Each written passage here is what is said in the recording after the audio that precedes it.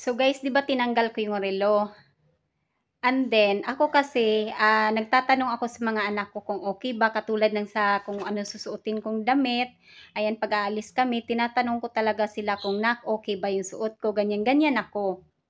So ngayon, hininto ko muna siya, buti na lang yung relo hindi ko pa yan nilipat dito banda sa kung saan talaga siya nanggaling. Ayan, hindi ko pa siya nailipat diyaan, eh, di sana tinanggal ko yan at nagpakahirap ako, 'di ba? Buti na lang tinanong ko yung mga anak ko.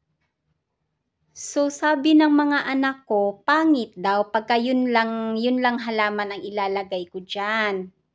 Kaya sabi nila, ilagay ko daw yung relo para siyang ano tingnan, parang nature siya tingnan kasi nga yung kulay ng relo tsaka kulay nung stem ba ng ano nabili kong halaman same sila, brown. Kaya ano maganda siya tingnan. So, ano sa tingin niyo guys, maganda ba? So, ayan na siya. O, 'di ba? Ay, o, 'di ba? 'Di ba? Kaya kailangan talaga huwag kayong mahiyang magtanong or di kaya huwag kayong mahiyang mag-ano sa iba. Kasi hindi lang naman kasi tayo ang naka-appreciate sa mga ano natin. Kung maganda sa mata natin, tsaka yung sa iba hindi. Minsan, sundin din natin yung gusto nila. Hindi yung kung anong gusto mo lagi, 'di ba? Mas maganda pala siya. Thanks mga Junakis. So next, let's proceed to the next project. So, ang next project guys ay ito, tatanggalin ko na to para maayos na talaga to. Ayan. And then, ipapaalam ko sa may-ari kung papayag na pipinturahan namin to ng puti and gold.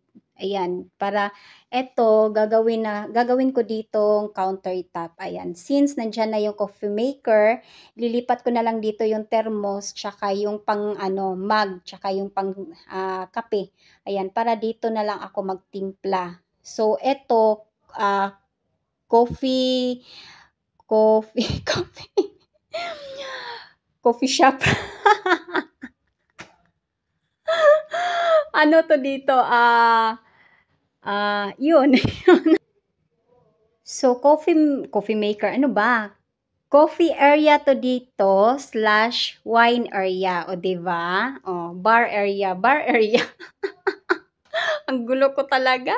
So, bahala na kayo na umintindi. So, yan. Tatanggalin ko na to guys para talagang malinis na siya dyan. And then, lilinisin ko din yung ano, dyan banda para ilipat ko na dito yung thermos. Let's go! So guys, pag kayo yung may mga bata, may mga anak, ito talaga yung ginagawa ko since ipinanganak ko yung mga anak ko, yung mga junakis ko. Hanggang sa natuto silang maglakad, maglikot-likot, hindi talaga nawawala yung dikit-dikit ko sa aking mga gamit. Kasi nga, iniingatan natin yan dahil yan ay binibili, di ba? Hindi naman yan pinupulot. Yan ay pinaghihirapan bago ka magkapera, paghirapan mo muna, tapos tsaka ka makabili ng gamit, right? So, noon pa man, ito na talaga yung gawain ko. Dinidikitan ko para hindi siya kahit babasagin niya or hindi, talagang dinidikitan ko yan para din iwas magulo-gulo siya. Ayan. So, bibigyan ko kayo ng mga technique, mga tips guys. Ayan. Hindi lang sa dito, hindi lang dikit or di kaya itatali nyo. Katulad ng ginagawa ko dun sa mga wine glass ko. 'Di ba? Sa mga wine glass ko na para secured siya, para in case na may sumuksok doon, na butike, maano niya, maitulak niya, malaglag, sayang ang pera, mabasag, 'di ba? Kaya may dahilan kung bakit nilagyan ko siya ng harang, yung mga wine glass ko doon. Yun.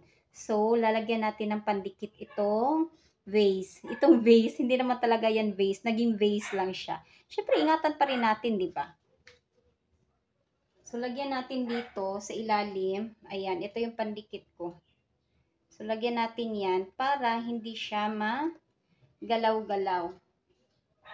And then, ayan.